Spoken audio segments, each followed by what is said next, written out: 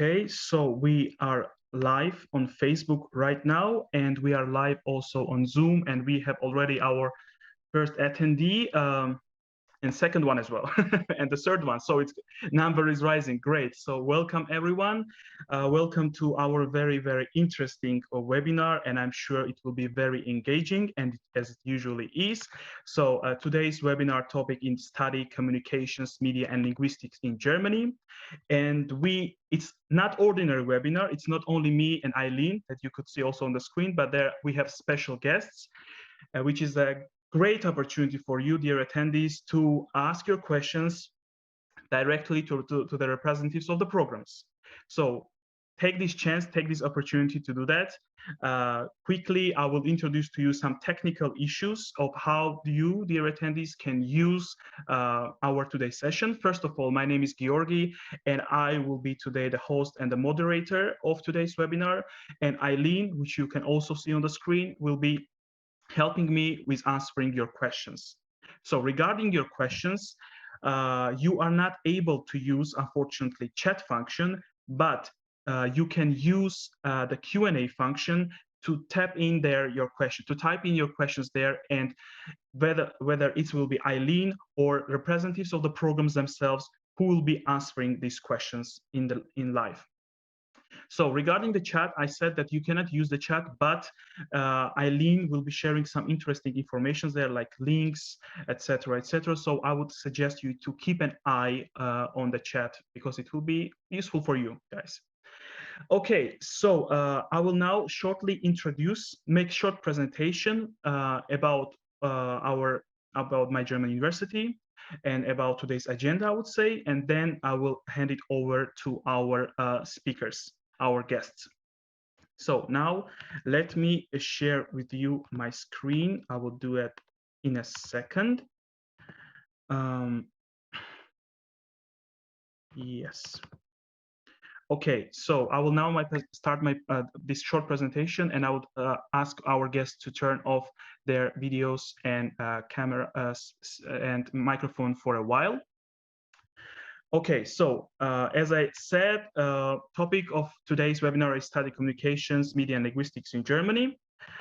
But before we start with that, first of all, let me shortly introduce you MyGermanUniversity, which is Germany's largest database of English taught study programs.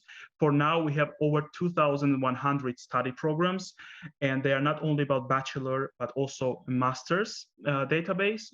And you can see the small excerpt of our website on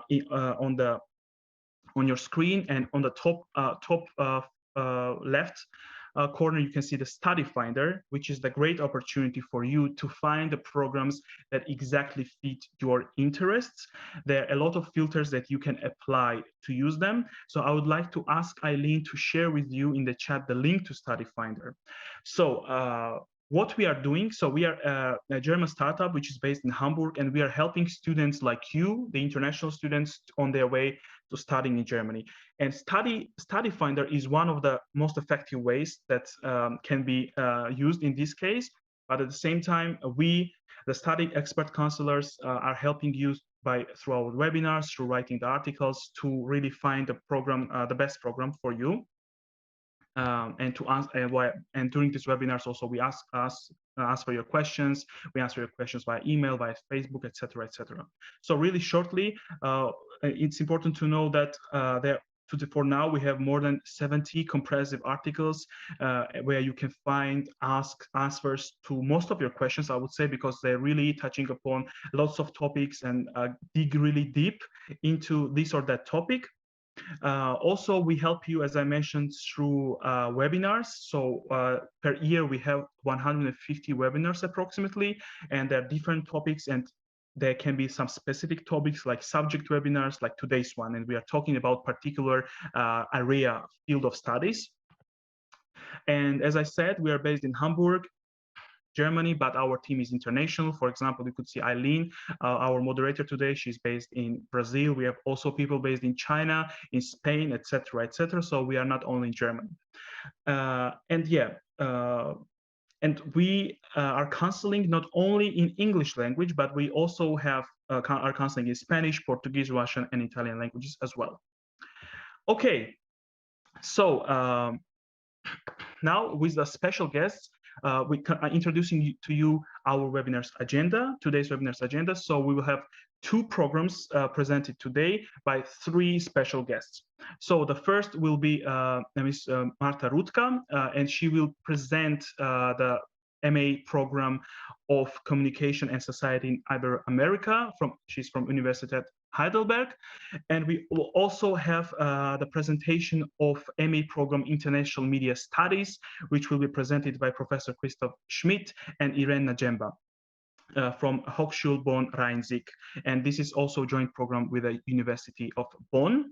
I will hand it over very soon to them, but before I do that, I will shortly introduce to you, dear friends, some interesting information that I'm sure will be quite useful to you. First of all, I would suggest you to pay attention that there are two databases that you students or potential future students should know about. So for those who are interested more in German language programs, that's a thing called Hochschulkompass, which is database offered by German Rectors Conference. And if you go there and you try to search for degree programs in communications, media, linguistics, or related programs, you will manage to find out 395 degree programs in this case. However, only 24 of them will be in English language.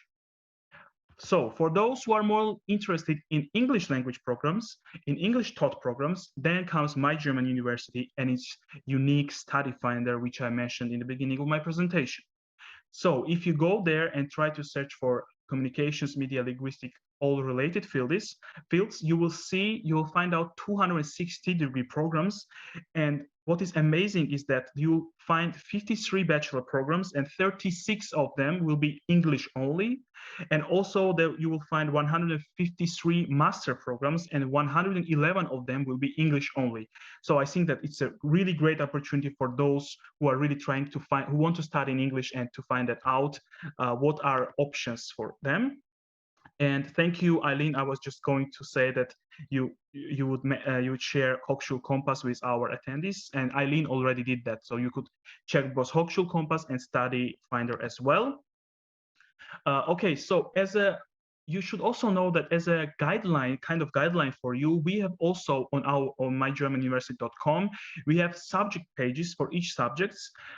And there we provide some general information, be it statistics or descriptive information about all the programs. In this case, for example, we are talking about language, linguistics, about media, communication, etc. So you there find all the programs, universities offering these programs or related programs in this field, and you will find general information about rankings of these programs, tuition fees, how they range, application admission, language requirements, etc., etc.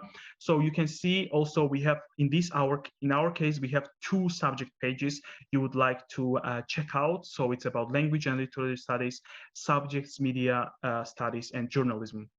So media studies and journalism, the second one. So I would like to ask Eileen if she can right now to share both of the links with you so that you can better understand what do I mean by guideline when I talk about our subject pages on MyGermanUniversity.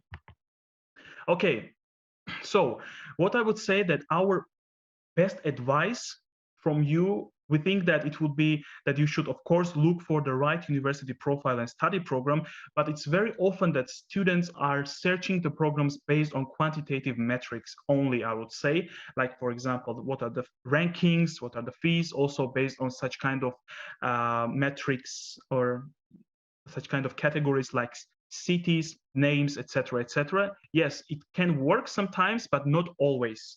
So what I want to say by this is that the university in Germany, there are lots of cities and towns with lots of great universities and great quality programs. So you should not rely only on things like rankings. The university may not be in top 100, let's say, of the world or something like that, but it does not mean that all the rankings have different criteria of composition and stuff like that. So they can not always catch what you really need and to deliver you what you really need.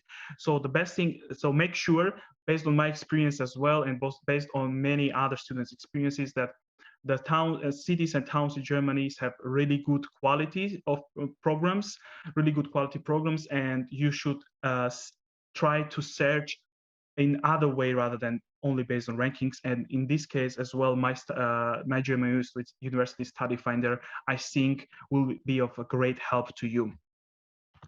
Okay, so moving towards the end of our presentation, of my presentation. So I think that you should know also about it, that roughly we would put that there are two university types that you should know about.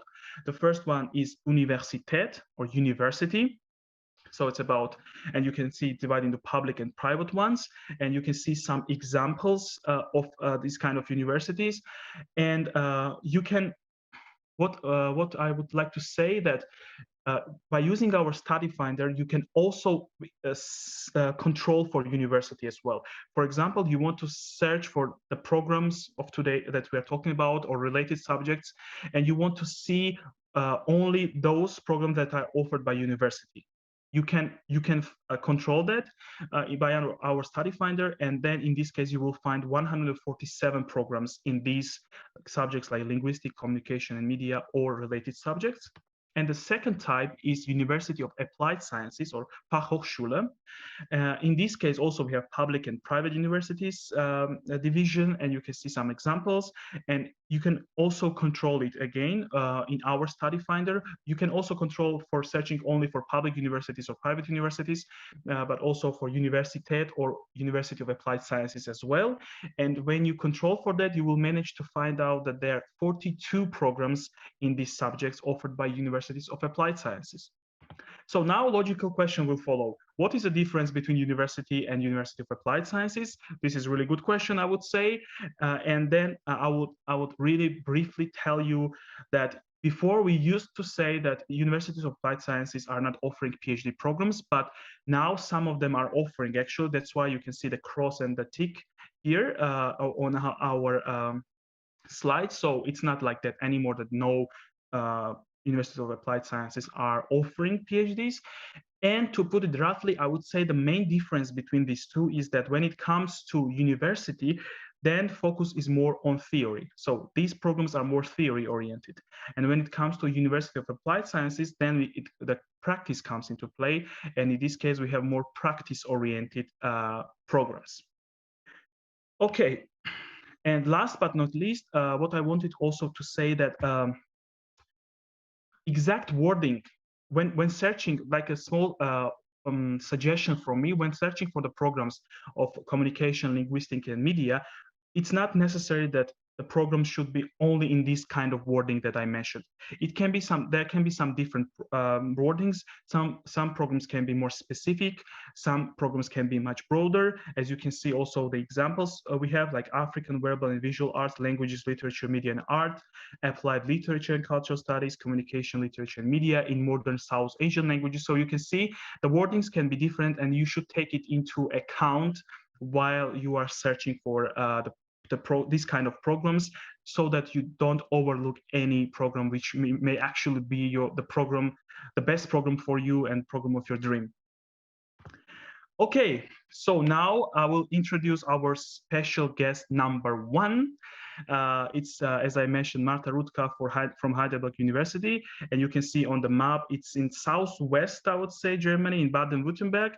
And she is academic program coordinator for the MA program Communication and Society in Ibero-America. So for now, I will stop now sharing my screen. I will ask Ms. Rudka to take over and start her presentation. Thank you very much. Well, thanks to you. Just a quick look on the technical issues. I will try to get my presentation started. One step is this. That's this. Now. So. We can see it well. Okay, yeah. Great. Mm-hmm. Thanks. Oh, I have to manage all those screens on my two screens I have here. So, okay, great. I have to move that over. Yes, here we go. So, yeah, good evening from my side, or good morning, depending on from where you are connected all over the world. I hope we have the whole world represented here. And first of all, thanks to all of you for your interest so far and for joining us today at this webinar. And a big thank you also goes to the MyGermanUniversity team for the professional and refreshing way of communication and organization. My name is Marta Rudka, and I work at the Heidelberg Center for Ibero-American Studies at Heidelberg University. And this is where I coordinate a master's program that I want to present to you today. So let's start right away. The master's program at the HCIAS at Heidelberg University deals with communication and society in Ibero-America. I will try to shortly present you the what, how, why, who, and wheres of the program. And I hope that this way you get a clear picture of what this master's program is about and what the special features of the study programs are. So let's start with the what question. The program deals with the topic of communication and its implications for society. It will give you a broad, holistic picture of what role communication plays in the society. The program has a strong regional focus on the area of Ibero-America, and you might ask yourself, what's Ibero-America? Never heard of that. Ibero-America comprises the whole Latin America, but also Spain and Portugal. But this master's program also connects those areas to areas which are close by those areas, like, for example, the US. This is important because we will treat the dynamics of communication and society in different contexts, like, for example, in political and economic spaces, regarding cultures, peoples, and their natural environments, and also relating it to social, linguistic, and socio-cognitive phenomena in information society. All these spaces and contexts do not stop at borders, or maybe they do. Either way, this is why we also take into account the connecting regions. So as you can see, the program sheds light on communication dynamics from different angles. It is a highly interdisciplinary program. It combines knowledge from different disciplines, from the humanities and the social sciences, and it connects them to the environmental studies. You get in contact with instructors and professors from different faculties, and as a result, you gain a holistic understanding of communication and what role it plays in the different contexts on the American continent and in Europe. But how do you acquire this knowledge? What is the structure and the topics of the program?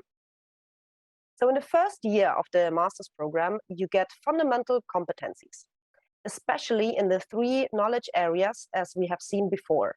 You learn the social, political, and economic spaces and what communication dynamics there are. You learn about the cultures, peoples, and their environments. And you also learn about language diversity, social cognition, and information society.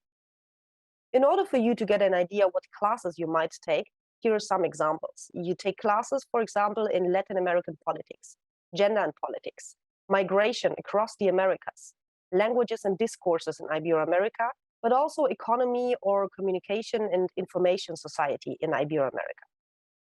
Another broad section in the first year is the methodological section. You learn qualitative and quantitative methods, both with instructions, and then you also get case studies. So this way you link the methodological knowledge to the topics you treated in the fundamental competencies. The methodology section also includes a lecture series where you get in touch with researchers from Heidelberg University, but also from researchers from abroad and across the Americas. In the second year, you dig deeper and you get some advanced competencies. You deepen the topics all around communication. The classes here now focus on converging the different disciplinary perspectives on the topic. Examples of classes are politics and energy transition, for example, or the changing nature-society relations, and also media use and media effects. All of those topics will be related to communication study. In the transversal skills, you find an elective course offer where you can choose from to individualize your profile. Either you want to deepen your language skills, or you maybe want to sharpen your presentation and your project management skills. You can also dig deeper into methodological issues concerning a specific topic of your interest. Maybe you are very interested in research and you want to work in academia later, so you can choose the courses that are specific for that area. The transversal skills modules also include a mobility window. You spend a research stay in an institution with a focus on research, or you do an internship with a focus on applied skills outside academia, like for example, in an NGO or a cultural institution. Now, the mobility window is jointly organized by the master's program coordinator and the student. The student can choose from the HATSIA's offer of institutions and collaborations, or the student can himself or herself propose a place where he or she wishes to spend the mobility window. In any case, the coordinator will always help in initiating and organizing the mobility window. This stay abroad preferably is in a country in Ibero-America. But it is also possible to do this internship or this research stay in Germany or in another country. The important thing is that the content of the mobility window has a strong connection to communication and society and the regional focus on Ibero-America. The mobility window is integrated in the course of study. This means that the student does not have a longer study time. It's within the course of study that you spend this stay abroad. The duration of the mobility window is between 5 and 7 weeks, at least, because we always encourage our students to go longer abroad. And as to the organization of the course offered during the semester when you go abroad, you can either take online courses, or the other possibility is that you complete the coursework before or after the mobility window in condensed block formats. The student always decides and chooses, and he or she is always supported by the master's coordinator. So we see we have the master's program has a very strong supporting structure. We help you out, for example, in the choice of classes within the elective modules. You also get general support during the semester, given that the classes will take place within different faculties. We also help you on the decision whether to focus on a research profile, if you are interested in research and you want to work in academia, or if you want to focus on an applied profile for a professional future outside academia. The organization of the mobility window is also a big issue here. We help you either in choosing from the HATSIA's offer, thanks to our broad network across the Americas, or if you want to organize your stay abroad by yourself. We are always there for you. Now, why would you study this master's program? First of all, you gain expert knowledge on the Ibero-American macro region. You also gain a high sensitivity to the complex relationships between communication and society, and you especially gain strong experience in the international context, either in research or outside academia. With this knowledge, with these abilities and the experience, you are prepared to work in a broad range of professional fields inside and outside academia. For example, you see some of them displayed here: NGOs, communication departments. You can also work at consulting agencies for political communication. Other fields are public relations or press and media. And you always also have the possibility to work in research institutes, either within a university or at a non-university research institute. Now, to get to the master's program, to get there when you want to work in one of these fields, you have to know who this program is addressing. So first of all, you saw that the program is highly interdisciplinary. And we also want our students group to be very interdisciplinary. This is why the definition of the previous undergraduate degree is also very broad. You can come with an undergraduate degree from the humanities or the social sciences to apply for this master's program. There's two other things you need. You need strong command of English and Spanish. And as to the certificates that we accept for the application, you can certify your language skills with the official certificates, of course. TOEFL, I guess, you all know it's the biggest one maybe.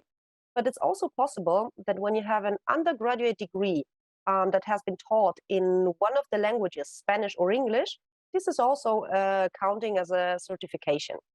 And if you studied Spanish or English philology, that's also counting as a proof of your language skills. There are other possibilities as well, and here I really invite you kindly to contact us at the HCS, who will give you some individual advice and see how your certifications can apply. Now let's see the program in short. We offer a full-time master's program with 120 credit points with a duration of 2 years. The courses are taught in English and Spanish. You get an integrated research stay or internship within the course of study.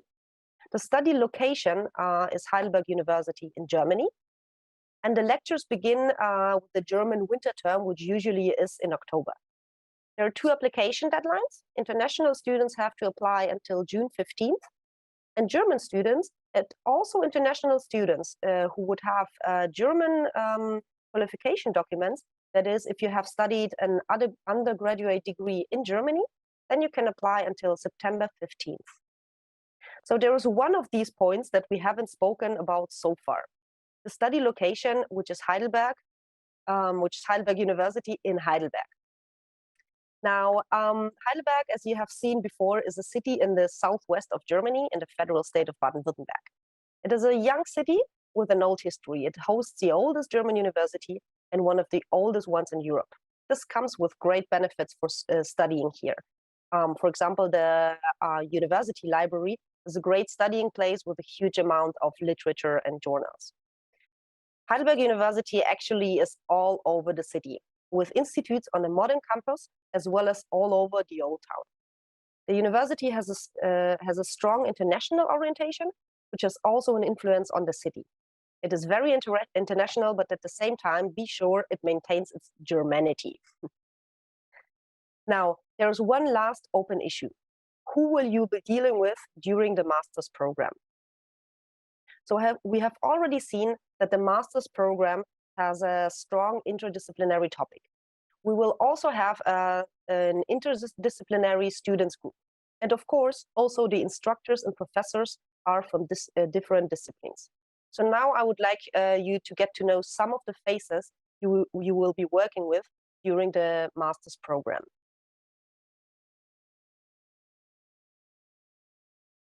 Did you ever wonder if language is a mirror of society? How migration shapes identity, how the Spanish-speaking communities develop across the Americas or Europe?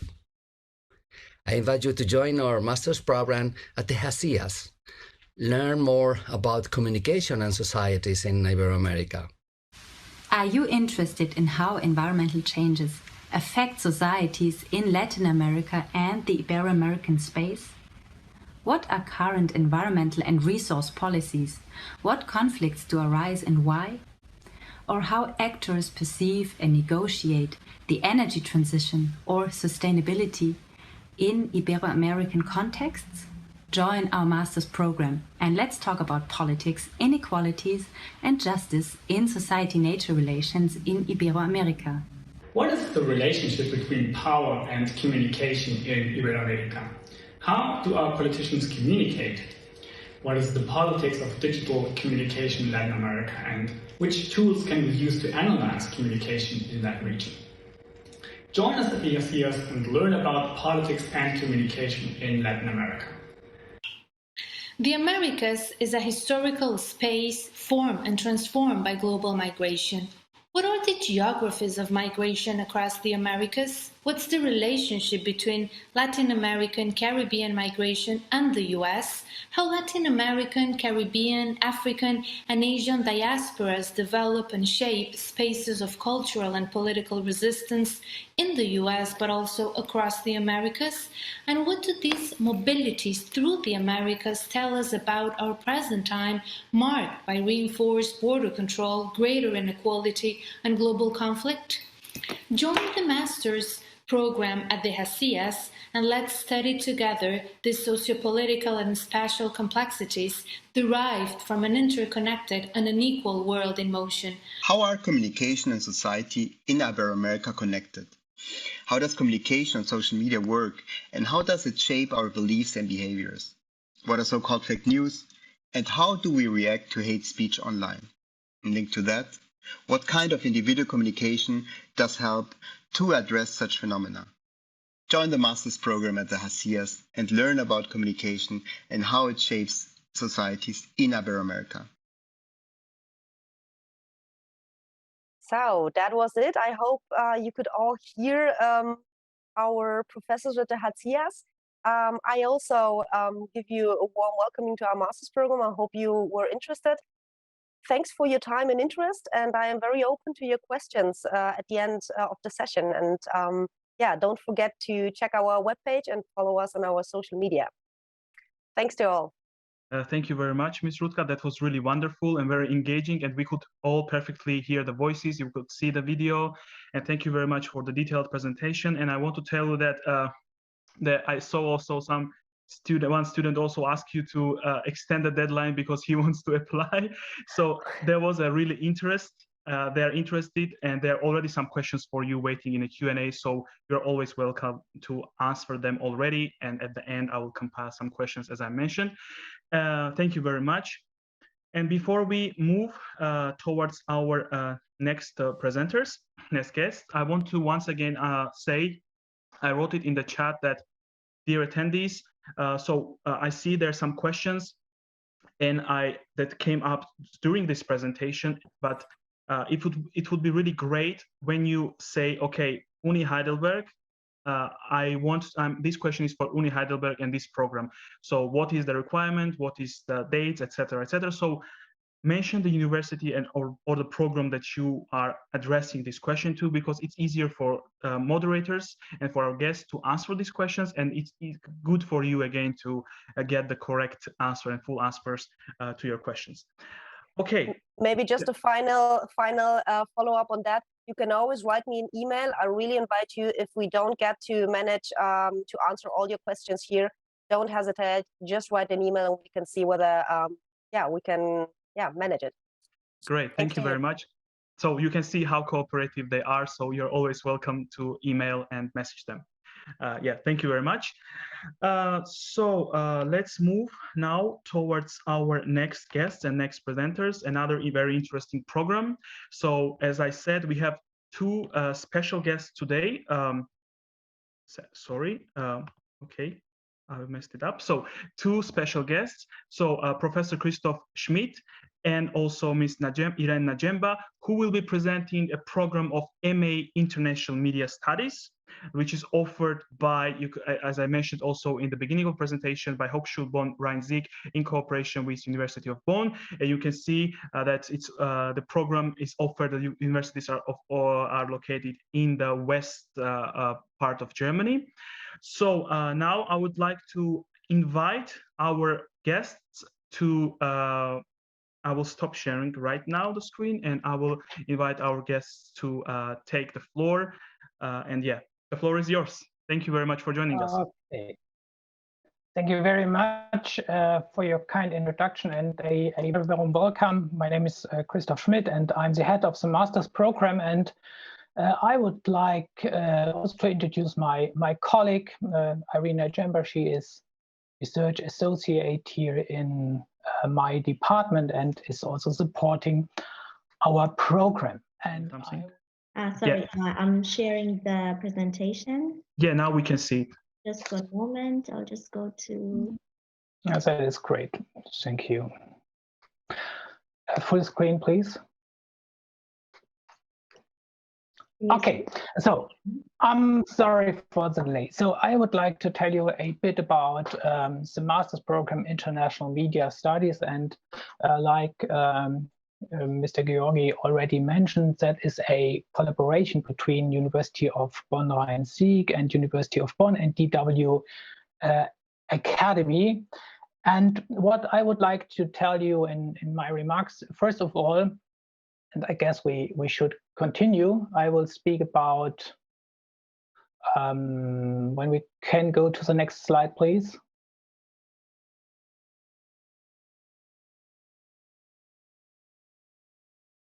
I will speak about the concept and the overall objectives of the program, which was established in 2009. Following, I will give you a glimpse about the program content, and finally, I will introduce some of the research projects we are doing together with our students. First of all, I would like a bit to focus on the concept and the objectives. And what you can see here are students or are people, means our students are the most important focus for us. And what is the overall idea? We are having the idea in qualifying people from all over the world with an international perspective for an international career in the media field. And normally we are having 30-35 students per intake from 25 to 30 different countries from all regions. The precondition to enter this program is, first of all, that you need at least a bachelor's degree. Often people already have a master's degree, some already have dissertations, and they should have at least 1 year of practical experience. It is an English language program, means the level you fulfill is on C1, or otherwise if your bachelor's program was already done in the English language, then it's also not a problem. All in all, it's a normal 4 semesters, 120 credits master program we are offering. When we come to the curriculum, in the master's program, and I do not want to tell you all the details because I guess that you can find all our information you will find on our webpage. But what are our basic points? We have, so to say, 4 main parts or 4 main dimensions in our program. First of all, we are speaking about the field of media and development and media and politics. We are tackling on communication sciences on the one hand and digital journalism on the other hand. And the final element is the media management and the field of entrepreneurship. All in all, we have 13 modules which have to be where students have to pass exams. Important is also that there is the possibility for the students to select between more and more a practice-oriented path, means more in the field of journalism, journalistic practice, or more the focus having on research, or a third focus more in the field of NGO management. That means we are offering electives, and due to this, the students, which often have very, very diverse experiences when they are joining Deutsche Welle, DW Academy and the program, they can select what is the best path for their further career. When we continue, and what are important aspects in our program is that we have one focus on press freedom. When we go please to the next slide, that we are focusing on the one hand on press freedom, or to make it more clear or more precise, what is the influence of media on the development of countries, and what does media develop mean for democracy? And for sure, we will also discuss terms like what is the situation of ownership in the different countries, what about the situation of censorship or self-censorship, what or how is bad and good governance related to free, unfree media, and what is the role of media in conflict and crisis situations. Means that is for us very important, and also we try in our seminars not only for sure to give the theoretical basis, but also then to see and to focus on existing studies which were done not only in Europe, more interesting also what was going on in Latin America, in Eastern Europe, in Africa, And in the Arabic world, that means that is also our idea to give the big picture. Another important point for us, and that is also on the next slide, is what are the interdependencies we are having between media and politics? What is especially the role of social media, which has changed the situation in the media dramatically, how politicians communicate their messages. And for sure also we are connecting this to the field of media and globalization, media politics and globalization, and for sure the relevant effects. What does this mean? Like we are having the CNN effect, the Al Jazeera effect.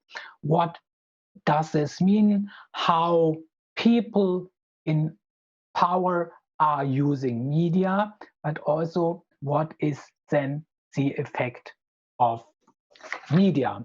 And very important for sure is a part, and we can see this on the next slide, what is the function and the role journalists are having, or media is having. Means also we are thinking about what are dimensions, what functions have journalists to fulfill, what is the importance or the significance, so to say, of standards, journalistic ethics, but we are also for sure speaking about newer concepts regarding, or for instance, like we have started 2-3 years ago about constructive journalism. Very, very important for us is also, besides the 𝘗𝘓𝘕 framework, the different case studies, also the journalistic practices. That means you will also learn to optimize or to check your current experiences or skills you are having, and we try to foster these skills. And we have, and you can see this on the next slide, and there we have a very, very strong focus on technology and innovation. And that is also, I guess, one asset of this program, means the collaboration of the universities, and DW means the International Broadcaster of Germany, which is quite innovative. And due to this, also in the curriculum, we integrate absolutely new topics like drone journalism, artificial intelligence, automated journalism. What does this mean? What do I have to consider as journalist, as media? But we are for sure also working in the field of data journalism, how to develop formats for television, how to develop 360-degree videos, etc., or immersive journalism, for instance. Means we have a very, very strong focus on all issues which are connected to digital communication and digital journalism. But the aim, and that is seen, or you can see this on the next slide, is also the focus of media management. And we have learned from our alumni studies that most of our alumni already got a leadership position, means more as a team manager working. And due to this, also for us, very important is this, the aspects of media economics, media management, editorial management, and management techniques. Means also in the program, you will learn a lot about the different skills you have to consider when you are planning, coordinating, and monitoring editorial teams. You will also become familiar with budgeting, with HRM activities, plus for sure also with controlling activities. In addition to this, also for us very important is, because we also have a lot of participants not only from industrial countries, we also have participants from transition countries and developing countries, also to learn how to start my own media business, how to work as an entrepreneur, what to consider there. That is also for us quite important, and there we are also working intensively with case studies. And finally, for sure, there's also the option for students that they are participating in research projects, and we have one focus which is on media systems, different media systems. Also, we did together in the previous years a lot of studies together with other scholars from other countries, but there often we had also student research groups, and we focused on different countries like the Arab world, Kenya, Pakistan, Turkey, Colombia, but also we focused on specific topics. And the last research projects we conducted with our students were in the field of media viability, newsroom management, media and gender, and journalistic standards. Means also, if someone would like to proceed and would like more to go in the field of teaching to a journalistic school, or later on working maybe also in his home country as a professor, that is also an option. All in all, when we are analyzing the careers of our graduates, most people are working in the field of public relations and corporate communication. Then in the classical traditional media, from radio, television, newspaper, and also social media, and approx 10–15% are already working as professors in their home countries. All in all, that was a very, very brief overview, and I would really appreciate receiving your questions. Thank you so much. Thank you very much, Professor, despite the fact you said it's brief, but it was also at the same time quite comprehensive and quite informative, I would say, because I really learned a lot, very important information.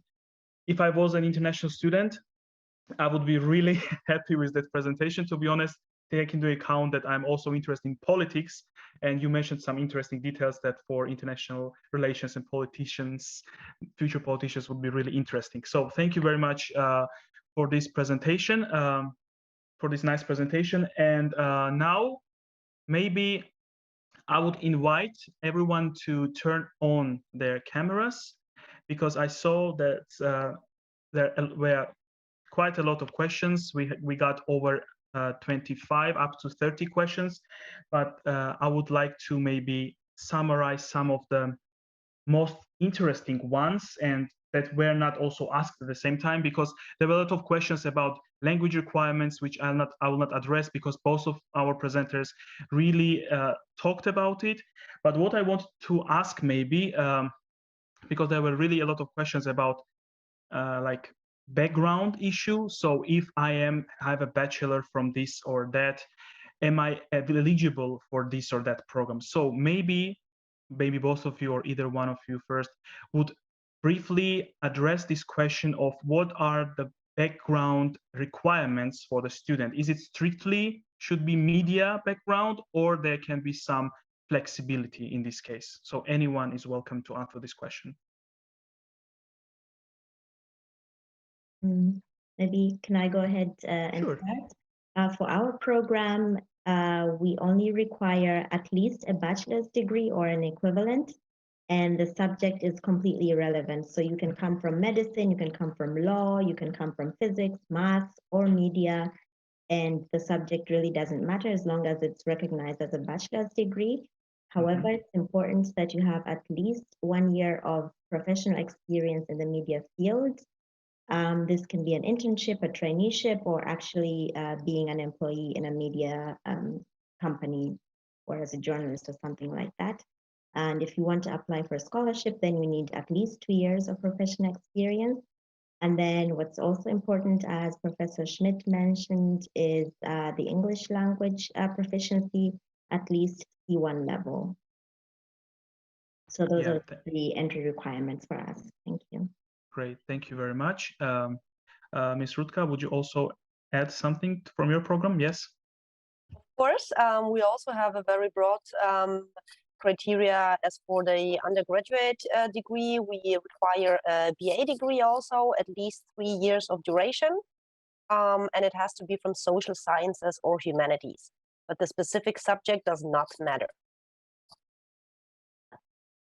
Yeah, okay. So, dear attendees, as you could see, it's a broad opportunities for you, despite the fact of what is your bachelor. There are, of course, some particular requirements, but when it comes to background, there's more flexibility when it comes to both of the programs. Great. And you both, Ms. Rudka mentioned also during her presentation the internship, and now Ms. Najjemba also mentioned this internship, but as a prerequisite. I would like to ask you, because it's also really throughout our webinars, I can see that this question always pops up. It's quite interesting for students. Being a student at one of your programs, let's say, do you sometimes the internships are mandatory, sometimes they're just welcome. The students want to get also experience in that. Do you somehow help them, guide them with internships, like where to find, how to find, etc., etc., or is it absolutely upon them to search for that and to apply and start, and etc.? Yeah. Anyone is welcome to start. Mrs. Rudka, do you want to start? Okay, I can start this time, thanks. Yes, the internship in our master's program is mandatory, definitely, at least 5 to 7 weeks, depending on the profile you choose. But we help you in every step of organizing the internship. That means that we offer ourselves some places where students can go. So we have our network with institutions and public institutions, but also private institutions and universities in Germany and abroad.